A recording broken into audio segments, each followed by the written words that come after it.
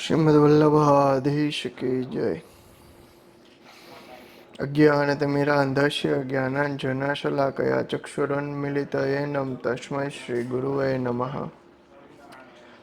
श्रीमद् भगवद गीता के जिसके बारे में हम सब जानते हैं और कहीं ना कहीं हमारा जो मूल प्राचीन ग्रंथ है वो भी हम सबको पता है, पर अभी के संदर्भ में आज का जो टाइम है उसके संदर्भ में हम उसे समझने जाए कि हमें संसार के बीच में भी रहना है, भगवान का काम भी करना है, प्लस हमारे आजू बाजू के जितने भी एलिमेंट्स, जितने भी सब्जेक्ट और ऑब्जेक्ट जो हमें सपोर्ट भी करते हैं, डिस्ट्रैक्ट भी करते हैं, कहीं ना कहीं आगे बढ़ने के लिए प्रेरणा भी देते हैं और कहीं ना कहीं हमें डीमोटिवेट भी करते हैं।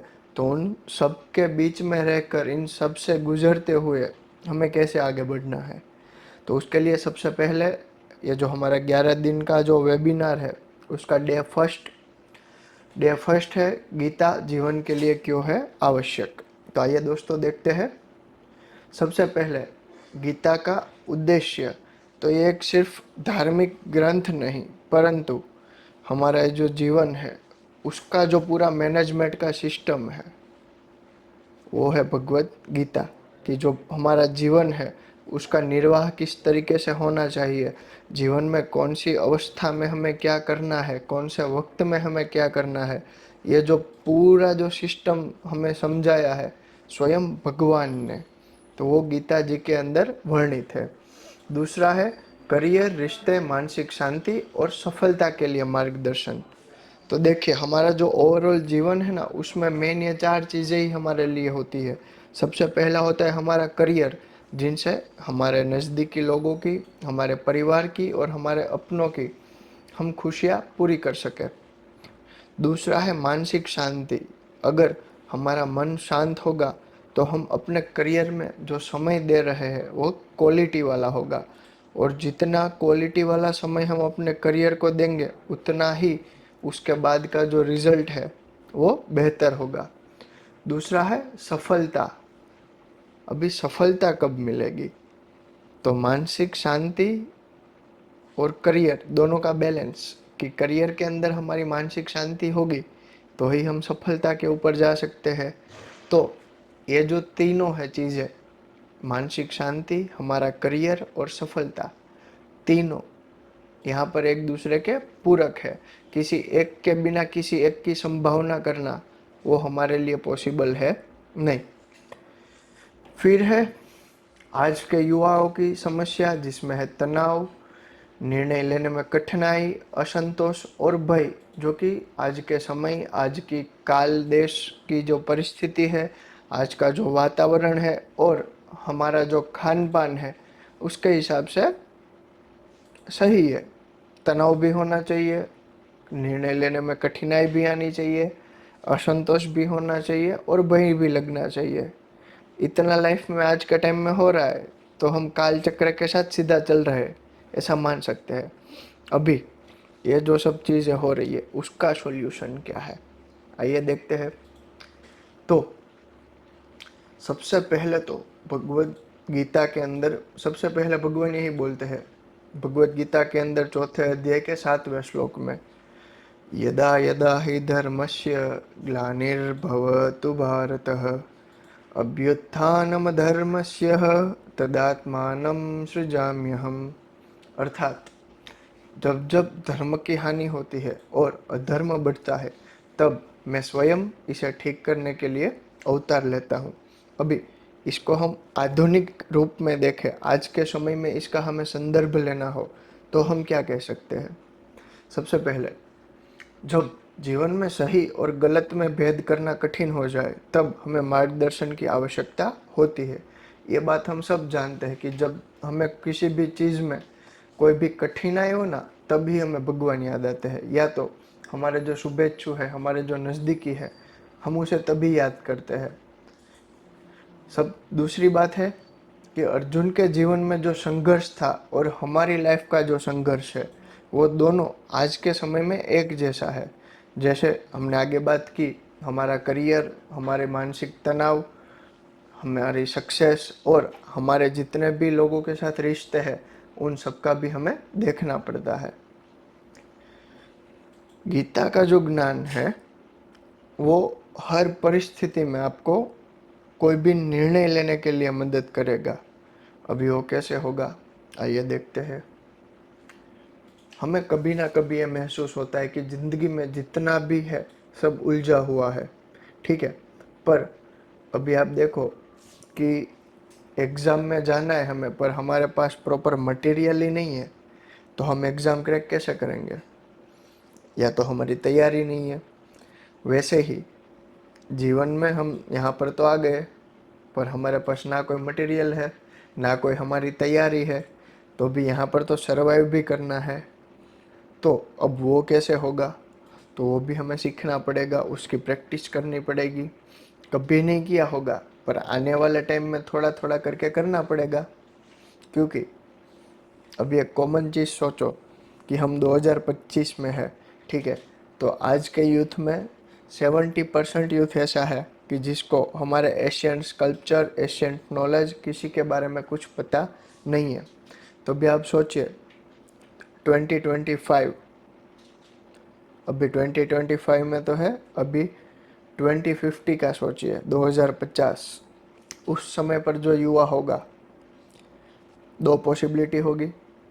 या तो अभी से उसके जो बाप दादा है उसको धर्म में इंटरेस्ट जगा, तो उस टाइम पे वो स्पिरिचुअलिटी में टॉप पे होगा, ठीक है। दूसरा, अगर आज से ही शुरुआत नहीं की तो उस टाइम पे वो जो जनरेशन है उसको हमारे बारे में कुछ पता ही नहीं होगा। तो ये भी एक सोचने की बात है, तो इस पर भी काम करना पड़ेगा हमें। अब हमारा जो मुख्य विषय है कि अर्जुन युद्ध के मैदान में थे, लेकिन वे लड़ने के लिए मानसिक रूप से तैयार थे नहीं। दूसरी जो बात है, आज हम भी करियर, रिश्ते, मानसिक तनाव को लेकर इसी तरह कन्फ्यूज़न में रहते हैं। फिर जैसे भगवान श्री कृष्ण ने उसे मार्गदर्शन दिया, उसे अपने जीवन में जितने भी संघर्ष है उसे लड़ने की शक्ति दी, वैसे ही हमें भगवत गीता वो ऊर्जा प्रदान करता है।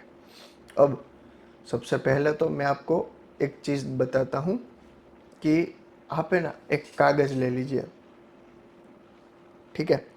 एक कागज़ और एक पेन, ये ले लीजिए। अब हमारे जीवन में ऐसा हम बोलते हैं कि इतनी समस्या है, पर अभी आप उसको फिल्टर करोगे ना, तो 10 में से 2 ही चीज़ ऐसी होगी जिसके वजह से हमें प्रॉब्लम आ रही हो। बाकी की जो चीज़ें होती है ना, वो कैसी होती है कि उसको करो तो भी चलता है और नहीं करो तो भी चलता है, उसका रिजल्ट कुछ नहीं है, उसका आउटपुट कुछ नहीं होने वाला है, बस हम सोच सोच के परेशान होते रहते हैं। तो वैसे ही यहाँ पर मैंने 3 कैटेगरी में उसको डिवाइड किया है। सबसे पहले है कि जो चीज़ें मेरे हाथों में है, जिसको मैं नियंत्रित कर सकता हूँ कि हाँ मैं ये करूँगा तो उसका जो आउटपुट है, उसका एंड ऑफ द रिजल्ट है, वो मैं बदल सकता हूँ।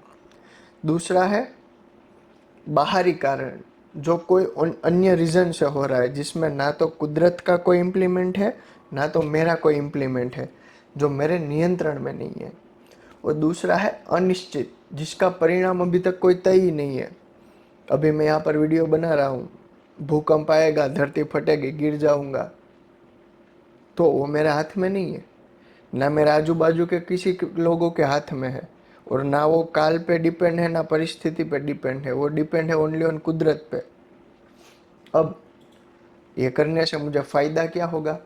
तो ये जो हम करने वाले हैं ना, वो किन चीज़ों पर हमें ध्यान देना चाहिए और किन चीज़ों की हमें चिंता छोड़ देनी चाहिए, और क्या अपनी जगह पे सही है और क्या अपनी जगह पे गलत है, कितनी ऊर्जा हम कहाँ पर लगा रहे हैं, कहाँ पर कितनी ऊर्जा का हमें डाइवर्ट करनी है, वो सभी चीज़ें इस एक छोटी सी एक्टिविटी के तरीके से आप पता लगा सकते हो।